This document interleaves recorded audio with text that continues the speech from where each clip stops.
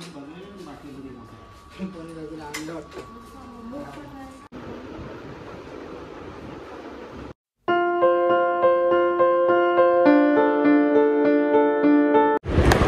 मित्रांनो, welcome back.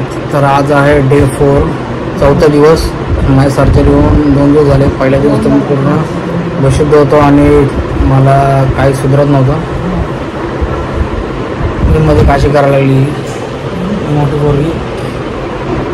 तर आता मला जरा रिलीफ आहे. उजव्या पायामध्ये थोड्याशा मुंग्या आहेत, पण डॉक्टरांनी बोलले की सगळं व्यवस्थित होईल, काही काळजी घ्यायची गरज नाही.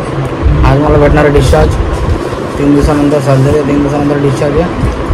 आणि डॉक्टरांनी भरपूर प्रिकॉशन सांगितले. 1 महिना रेस्ट, गाडी चालवायची नाही, ना 2 व्हीलर चालवायची, असं चालायचं नाही, जास्त बसायचं नाही, भरपूर अशा गोष्टी आहेत. तर सगळ्या गोष्टी डिस्चार्ज काय माहीत. आता फाईल अगदी केले खाली, त्यानंतर फाईलवरती आल्याच्यानंतर ते लोक सांगतील की कधी डिस्चार्ज होणार आहे. त्या हिशोबाने आपण बघूया आणि डायरेक्ट जाऊया घरी. मी माझ्या तब्येतीचे डेलीचे काय असेल व्हिडिओ असतील ते तुम्हाला अपलोड करत राहीन आणि सगळ्या गोष्टी तुम्हाला सांगत राहीन की माझी ट्रीटमेंट कशी चालली आहे, माझी रिकव्हरी कशी होते. आणि मी नेक्स्ट व्हिडिओ आणि नेक्स्ट ब्लॉग मी कधी आपल्या चॅनलवरती टाकणार आहे, या सगळ्या गोष्टी मी तुम्हाला सांगेन. मित्रांनो, सध्यासाठी टाटा बाय बाय. आणि मित्रांनो, चॅनल जर नवीन असेल तर चॅनलला लाईक, शेअर आणि सबस्क्राईब करा आणि आपल्या चॅनलला थोडंसं ग्रोथ द्या आणि मित्रांनो सपोर्ट करा.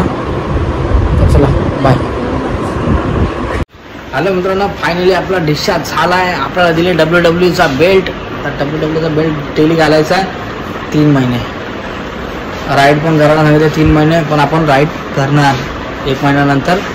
तोवर आपल्या जो ट्रीटमेंटमध्ये ज्या ज्या गोष्टी होतात, कसं कसं रिकव्हरी होते. सध्या मी चालतोय, पण थोडासा पाय दुखतोय.